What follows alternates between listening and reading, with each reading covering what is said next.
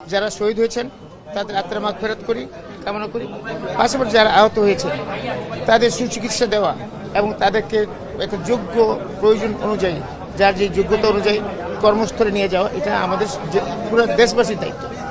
আমাদের তো বিএনপির তো দায়িত্ব আছেই, দেশবাসীর দায়িত্ব। বর্তমান সরকার কাজ করছেন, আমি জানি না ওরা কদ্দূর কী করছেন, কিন্তু আমরা আমাদের তাগিদ থেকে এসেছি। আজকে 7.5 বছর জেল খাটার পরে আমি যেখানে আসছি, সেটা তো আমি আসলে সত্যিকার অর্থে কল্পনা করতে পারিনি। আর হয়তো 1 বছর যদি ফ্যাসিস্ট সরকার থাকতো আমাকে হয়তো ঝুলাই দিত। এটা ধারণা অনেকেই করেন, সেটা আল্লাহ মালিক আল্লাহ ভালো জানেন, কিন্তু আমি তো একটা মুক্ত অবস্থায় আসছি। সেই জন্য আমি মনে করি আমার একটা দায়িত্ব আছে, আমার দলের দায়িত্ব। আমার দলও আমার সাথে কথা হয়েছে, আমার নেতার সাথে কথা হয়েছে। ওনার আন্তরিকতার কোনো কমতি নাই। আপনারা দেখবেন, একটু ধৈর্য ধরতে হবে আমাদের সকলকে।